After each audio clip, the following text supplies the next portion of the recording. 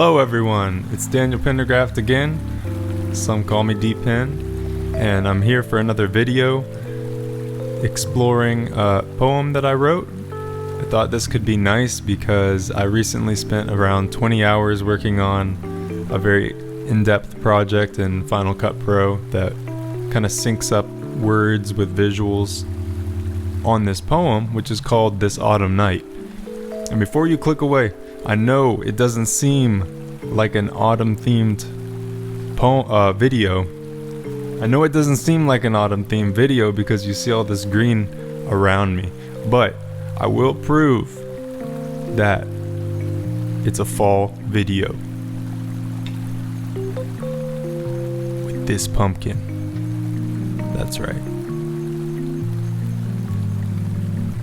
Cool, so now that that's out of the way, let's just jump into this piece. I'm going to read it through, and I do not have it memorized, although I could, and would if I was going to perform it live.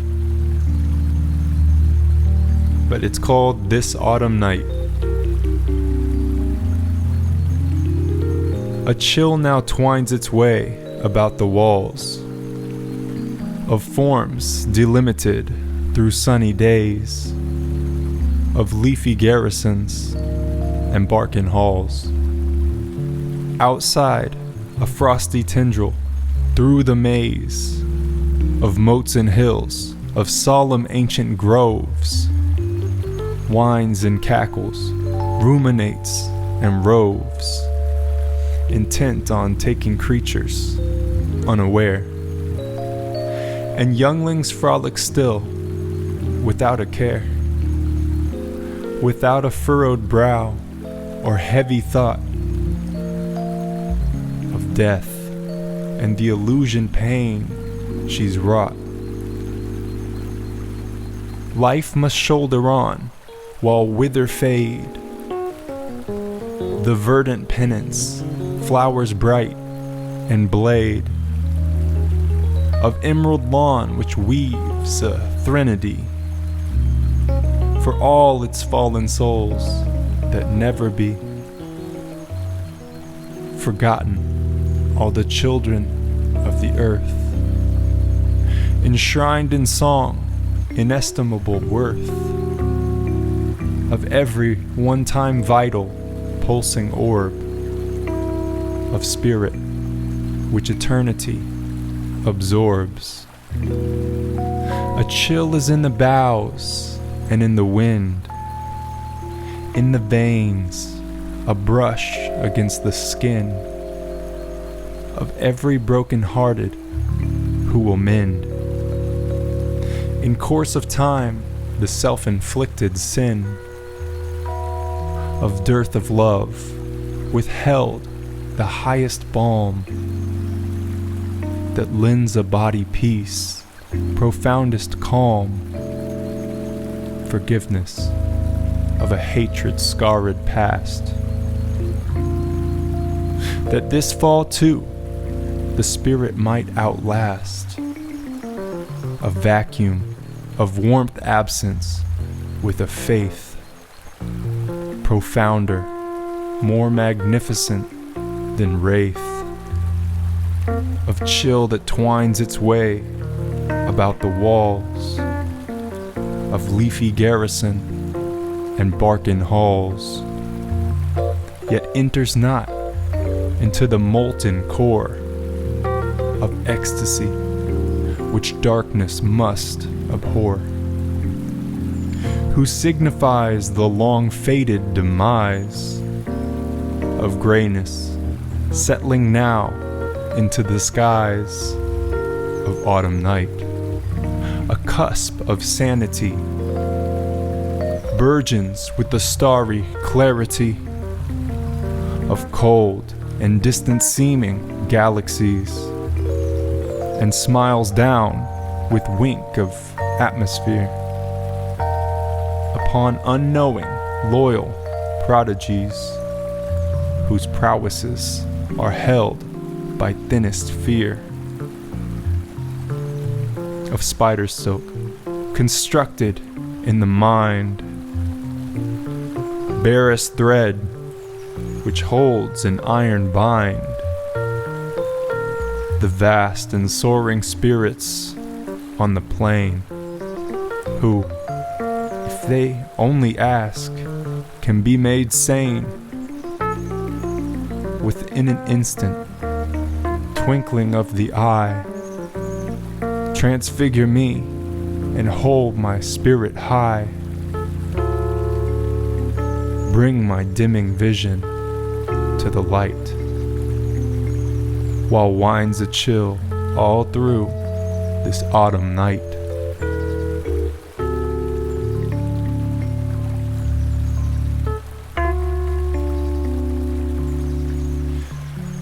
So that's the piece.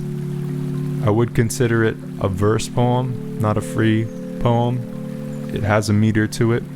However, when I write in a verse rhyming type of style, there are free elements. It's not rigid forms. The form always needs to be married with the meaning of what is being expressed. Now, there are times I'll write sonnets that are more strict. So it does vary whether it's rhyming couplets, three lines in a row rhyming, or alternating rhyme scheme, etc. And sometimes there are slant rhymes, not perfect. What's more important is, to me as a musician, is the expression of poetry as words in motion, words in melody, and also how it interplays with the space between each line. What I think is so powerful about a verse poem is the rhythm that is set up and the way that it plays with expectations. And it's quite satisfying in the way that you can slightly predict what's next, slightly not. Whereas if something is completely abstract, which I also enjoy, it can shatter expectations too much for one to really deeply sink into it. So, autumn time, winter time has always been my favorite time in the year. And as I've gotten older and contemplated a lot about life, thought about the cycle of life and death, especially as it concerns the natural world, I appreciate more and more the profundity of autumn, where things are in a state of transition, a rather slow and gradual transition, but each day is a new tick of the beauty to appreciate. Whereas it almost seems like in spring, it's so sudden, right? Everything suddenly comes to life and it's this burst, this explosion. Same thing with summer. It's so hot and everything is magnificently green and overwhelming. But in the autumn, we get this space where things slow down and we have the opportunity to reflect upon life and mortality and the limitations of form, which gives us pause to perhaps appreciate the infinity of that which underlies all forms.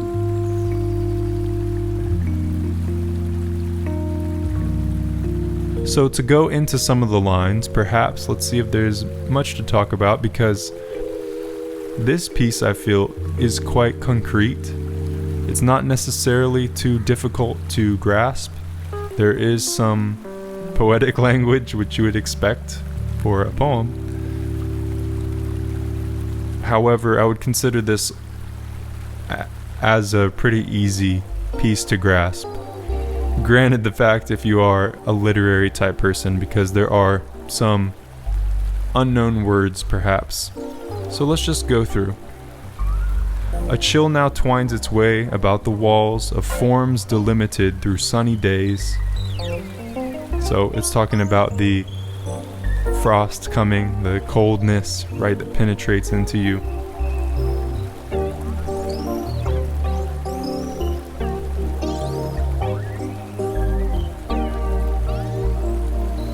When it says forms delimited through sunny days, it's a little bit oxymoronic in the sense that you think of sunny days showing the best of a form, not limiting it or delimiting it, which is very similar. I often choose words based on their music. It's their music and their meaning that have to be taken into consideration when writing poetry. So thus the choice of delimited rather than limited. So this is saying that the forms are actually, their weakness is shown through their sunny days, and now it's being revealed in the autumn. Leafy garrisons and barken halls. So thinking of trees and nature, kind of anthropomorphizing it, thinking of it as a palace. Outside a frosty tendril, through the maze of moats and hills, of solemn ancient groves, whines and cackles, ruminates and roves, intent on taking creatures unaware.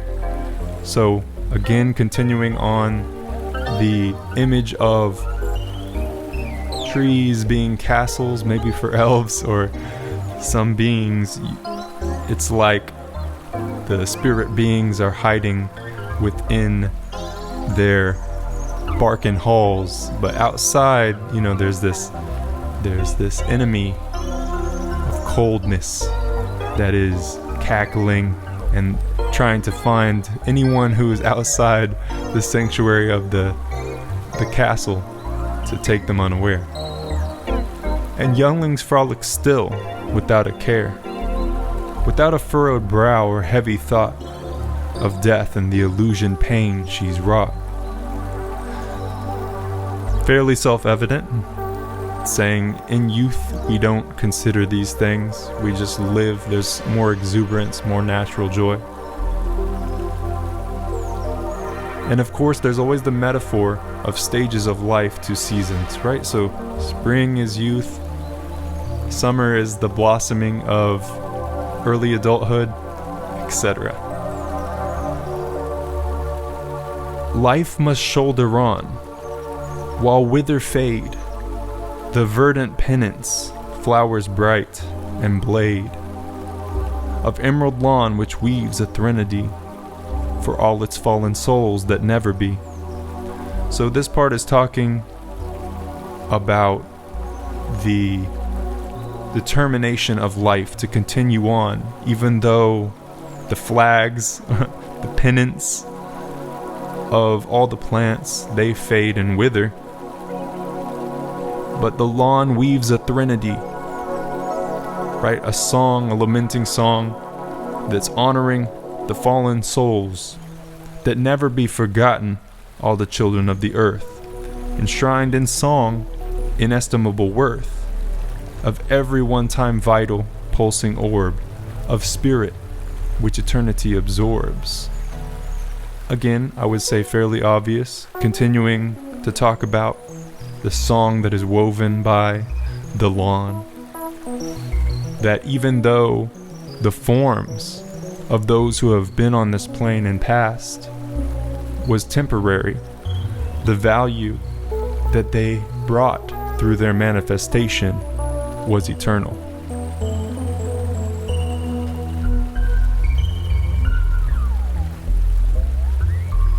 A chill is in the boughs. Actually, hold on.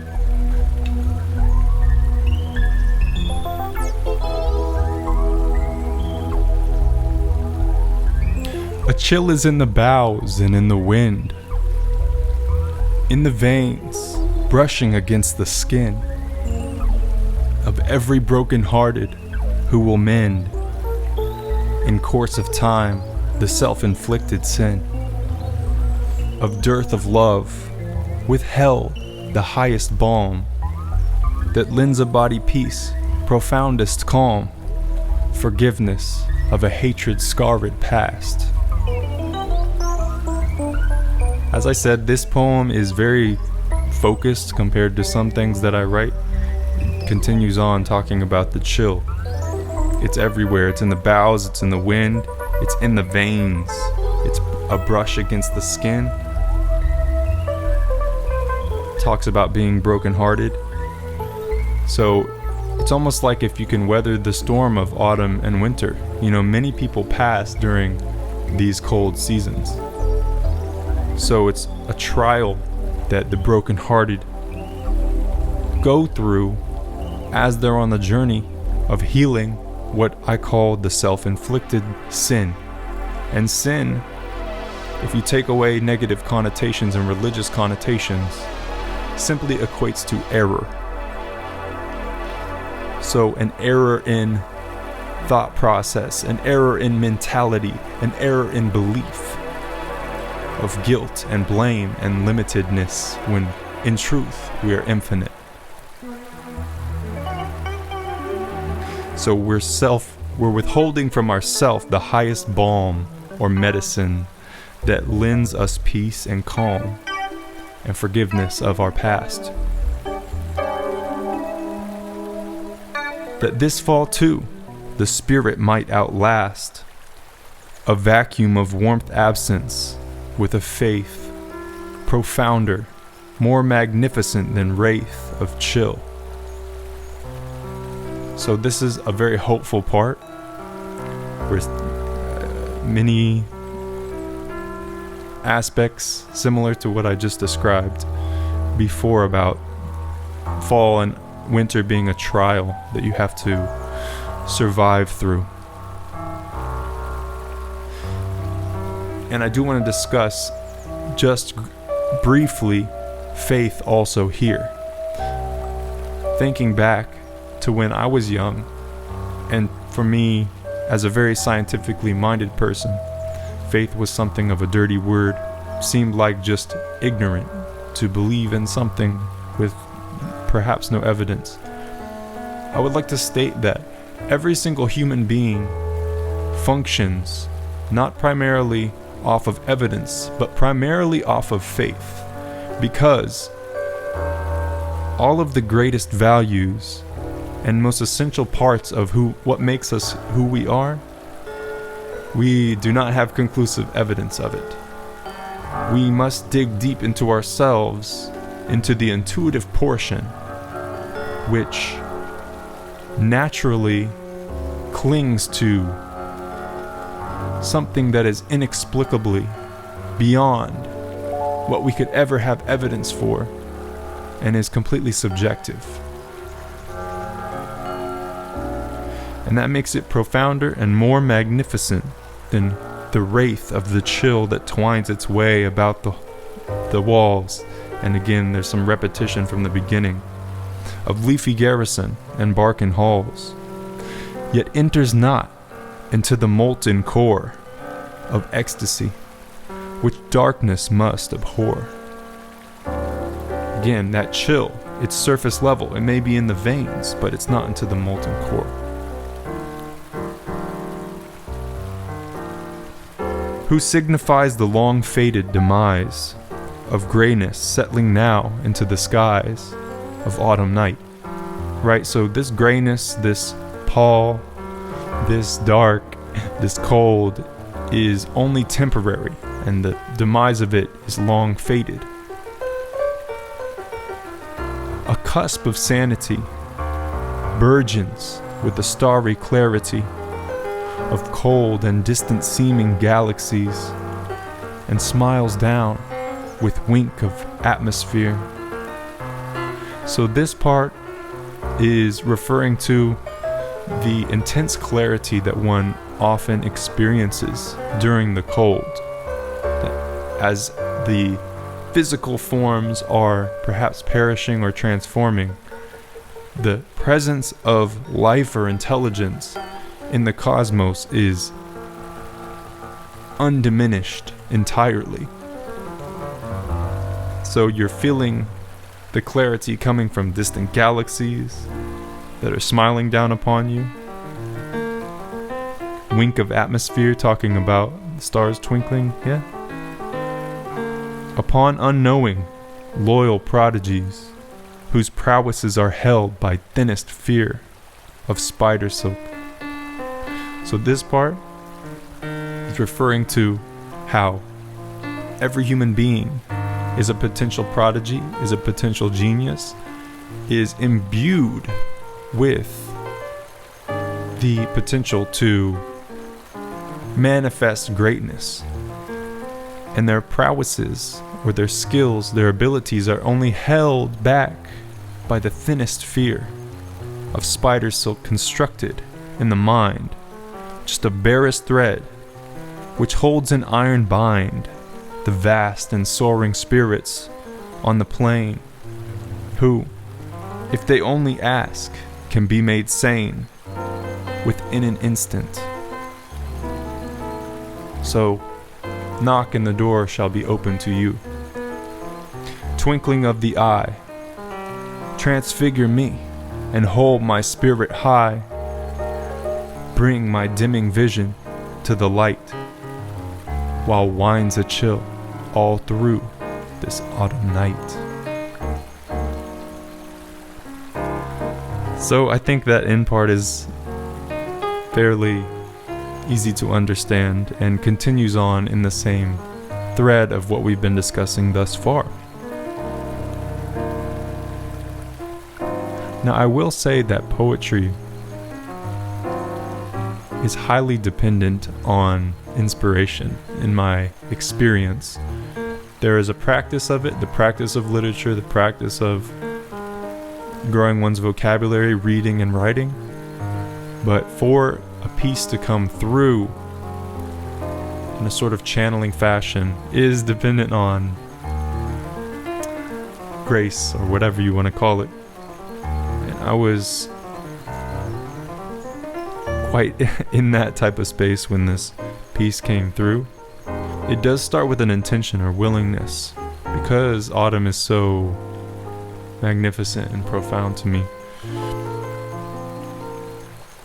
So I hope that you enjoyed this autumn-themed poem that really overall is quite hopeful and forward-looking to the continual reemergence of life. And I am quite excited to have all of you see the video poem, as I call it, that's going to be premiering about one day after this video comes out. So I will link to that in the description and maybe a pinned comment. Hope to see you there. And thank you so much for taking the time to watch this video. I know it's probably pretty lengthy, but I wanted to really, go into detail and go through everything as well as I could. So that's DPend signing out. I'll see you soon.